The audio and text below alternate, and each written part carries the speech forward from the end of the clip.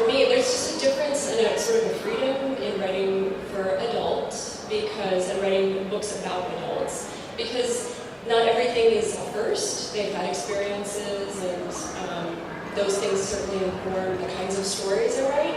Whereas in YA, a lot of the stuff is first, it's new, it's fresh, it's super exciting, but the characters are also very raw and new in terms of their experience as a first. So those are definitely, while not different genres, I mean, within YA, I write gothic, I write sci-fi, and then I write urban fantasy. But the commonalities in the youth of the characters and the developmental stage that they're at. So I think that that's really the difference, and I do definitely feel different when I'm writing adult fiction and when I'm writing fiction for teens. It's just a different experience.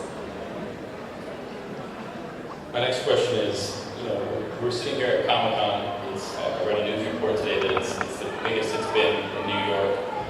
So science fiction and fantasy are at an all-time high in terms of popularity within the pop culture. As writers and professionals in these genres, do you see this as a cyclical phenomenon, or is this more of a cultural shift? Do you need someone to call you out because you said you were an old-school Battlestar Galactica fan? So you...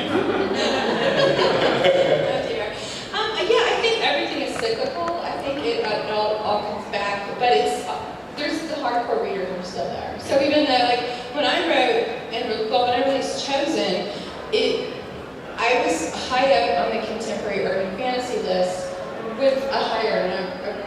I was in like close to 100 to be there, and now I think the number is much lower to be in the top 20 in contemporary fantasy. I can be like in the 500s or so and reach there. So I think less readers are buying it, but I think it's cyclical. But the hardcore readers are still buying it. Jeff, how about you?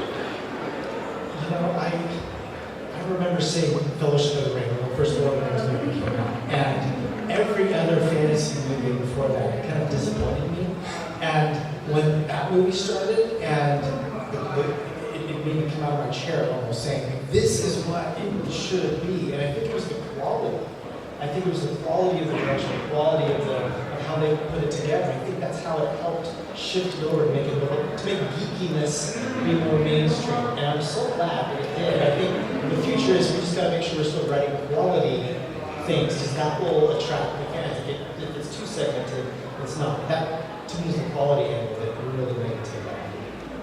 I think we're in a really powerful place in terms of fans and professionals in the genre. So I'm going to ask you guys what you think the genre, what you'd like to see more of in these genres, or what you think the genre should be doing better. Since we have this opportunity, since so many people are engaged. Marco, what do you think?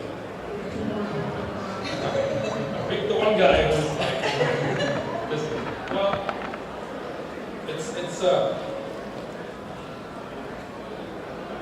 the genre, as far as I can see it from a really professional standpoint. I haven't been doing this for very long, and it's not a new thing to be. People are saying like, oh, we're getting more explorative, and then we're exploring all these issues about gender and identity, for example, like and like we hit it big with Ancillary Justice, which is a great novel, but this is not new to science fiction. This has always been around. I mean, you remember this was what the original Star Trek was like. From our perspective now, it's kind of cheesy a little bit, and that's the camp is part of the fun of it. But remember the episode, and I forgot the name of it, with the two aliens, but they have the black and white faces, and they're just diametrically opposed. Like they're basically the same look. It's just that one guy has the white side of the face on one side, and they're just like battling each other to the death over their differences. And the Enterprise crew is just like, why? What? So this is not something new to science fiction, but I think we've gone away in the public perception of science fiction. I look at Lord of the Rings as something very fancy, because I don't know if you remember, before Lord of the Rings, fantasy was kind of like a dead end at the box office, and Lord of the Rings made the whole geekiness thing.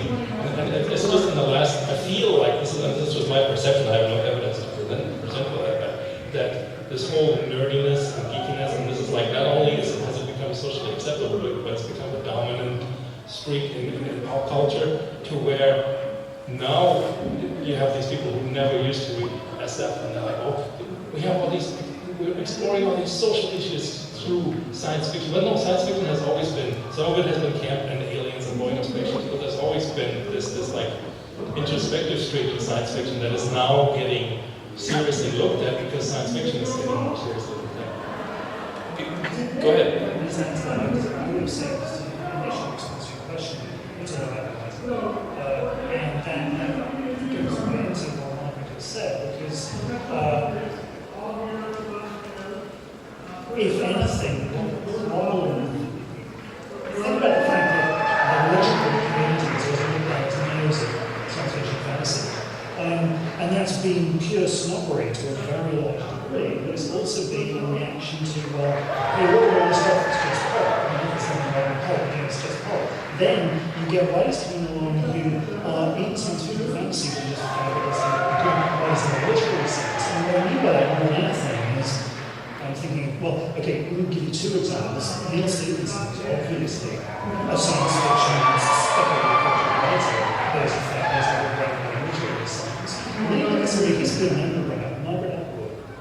Margaret Atwood is somebody who people don't think is a science fiction fantasy writer, because she made her mark as this absolutely A-list literary novelist.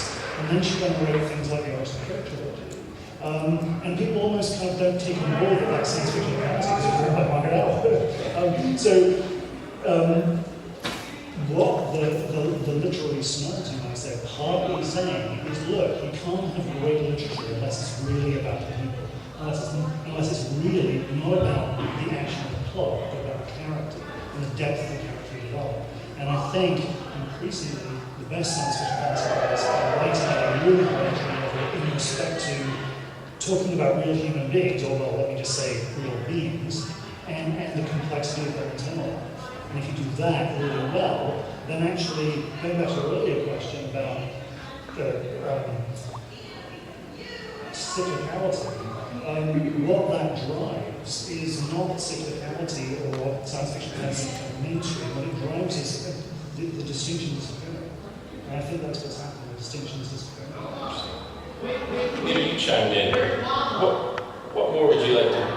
I think you named the Star Trek episode that he was talking about, so I'm going to pick on you. But what more would you like to see from science fiction fantasy? What do you think the genre should be doing better right now? Well, not this type of popular. My daughter Aria was 15. The new Twilight book was coming out, and she asked me to drive her over to Barnes and Noble where they were having a big publication. I drove her to Barnes and Noble, and there was this huge line of teenage girls. And I said to her, I wonder what I would have to do to write something that inspires that kind of passion. Not because I need passionate teenage girls, I just want to write. And she said, well, you haven't read any of the Twilight books. Why don't you read one? And then you could write something like that. And I went, okay, fair enough. And I read the first Twilight book, and I came back to her and I said, okay, I have a problem. She said, what? I said, I can't write this bad. She did not talk to me for a week. It was horrendously written, and even worse, it was horrendously edited, you know. What do you think you're doing? She hissed. You can't hiss. What do you think you're doing? There's no S's in it. You know? I think that we have seen a downward turn in the quality of writing. We've seen a downward turn in the quality of editing. And we've seen a downward turn in the way that books are built. It used to be that if an editor would get a manuscript and he loved the manuscript, he bought the manuscript. Not a problem. Now, a lot of book publishers have meetings where the editorial people sit there with the salespeople and the marketing people, and the marketing and salespeople get to decide whether a book will be published or not. And if the marketing and salespeople say, well, we don't know who this writer is, we don't want to use him, the book doesn't get bought. It used to be that editors could find writers and develop them. But as we're seeing the entire concept of mid-list books being whittled away to be replaced with the concept of will this be a bestseller or not, we're seeing a lot of the fundamental underpinnings of the entire science fiction publishing art start to deteriorate. And I really wish, it probably won't happen, but I really wish publishers would go back to the way it was before, where the editor bought a book because he loved the book. And it was of sales and marketing people to sell the damn thing, you know? And we're seeing that slipping away, and it's just becoming extremely frustrating.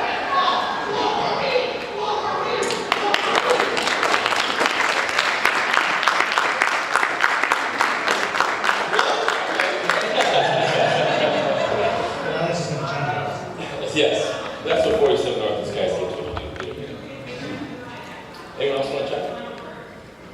Well, before we get to audience questions, I want to make sure we save time for one last one to read to you guys. I want you to take a second and imagine you're at New York Comic Con. What do you imagine?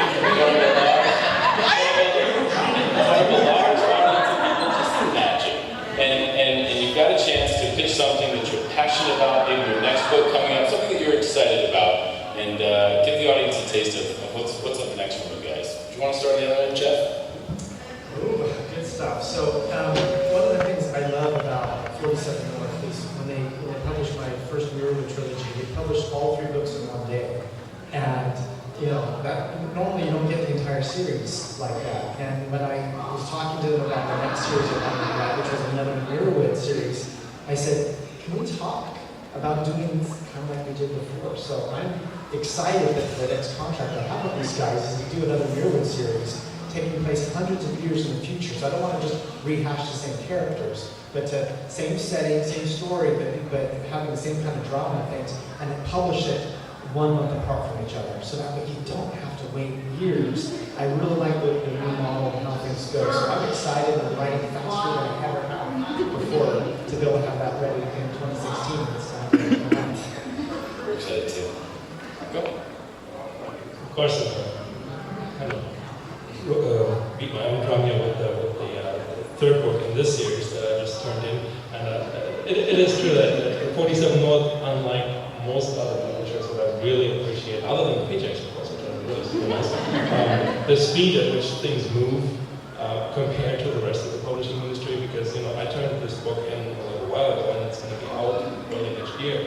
That had I gone with a different publishing house, you wouldn't probably see it until 2016. Which in turn, I keep getting this feedback from fans. It's like, okay, I read the thing and I read it in 3 days. Where's the next one? So I'm knowing that if I deliver the manuscript, it'll be out within the year easily. It's just really a motivator. So I'm excited about the 3rd book coming out because I've so many requests for it, and I think it's a really good book for us to buy. So yeah, excited about that and about this rhythm that, because it seems to be a natural rhythm for. We all have different writing speeds. Like some people take 10 years to finish a novel. Some mutants can bang out a novel in like a month. I'm not one of those people. I need about a year or so, like 6 months to a year. And the rhythm at which we're publishing right now is right in line with finishing the novel, rinsing the brain with video games and whatnot for a month or 2, and then getting back to work. And then just having a novel out every year seems to be a really good rhythm.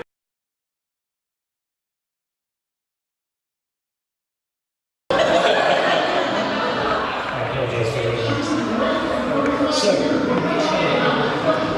this sort of pricing is the first volume of the trilogy, and the 2nd volume is one we're going right now. It's going to be called Ghosts in the Machine. And in this book, the main characters who have discovered, this is very much set, it's not set in a dystopian future or alternate universe, except very much here now, except with some very weird stuff that go on. And a whole new